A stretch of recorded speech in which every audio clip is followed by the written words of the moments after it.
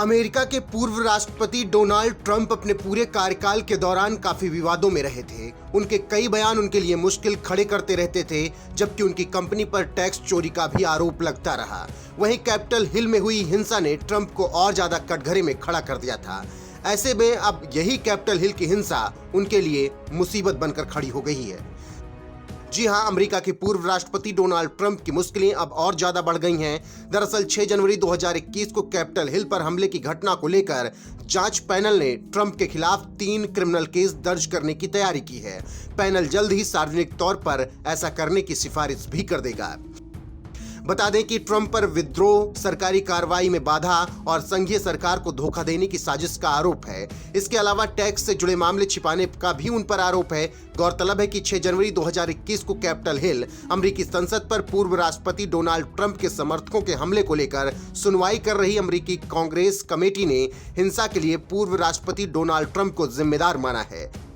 ऐसे में अब उन पर आरोप तय होने के बाद सजा सुनाई जाएगी। इस पूरे मामले में कहा गया, ट्रंप एक्शन लेने में विफल नहीं रहे, बल्कि उन्होंने हिंसा के दौरान कार्रवाई नहीं करने का फैसला किया। राष्ट्रपति चुनाव के नतीजों को पलटने के लिए अराजकता और भ्रष्टाचार का रास्ता चुना। उन्होंने झूठ बोला और अपने पद का गलत इस्तेमाल किया। उन्होंने हमारे लोकतांत्रिक संस्थानों को तबाह करने की कोशिश की। कैपिटल हिल हिंसा में क्या हुआ? 6 जनवरी 2021 को बड़ी संख्या में लोग कैपिटल हिल में घुस गए थे और संयुक्त सत्र की कार्रवाई को बाधित कर दिया था।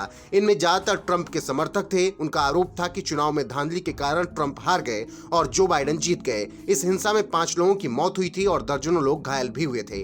अमेरिका में लोकतंत्र के इस बेहद अहम प्रतीक पर हुए हमले के 1 साल बाद कैपिटल हिल की सुरक्षा में तैनात पुलिस का कायापलट भी कर दिया गया, लेकिन ट्रंप के माथे पर लगा काला धब्बा नहीं मिटा।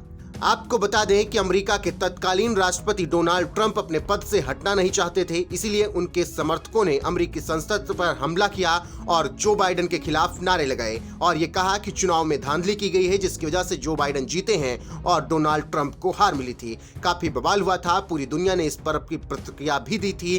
फिलहाल अब देखना दिलचस्प होगा कि ट्रंप को इस पूरे मामले में क्या कुछ सजा सुनाई जाती है और उनकी मुश्किलें आगे कितनी बढ़ती हैं और वो किस तरीके से इससे बचने के लिए प्रयास करते हैं। बहरहाल डोनाल्ड ट्रंप को सजा होनी चाहिए या फिर नहीं, कमेंट करके अपनी राय हमें जरूर बताएं।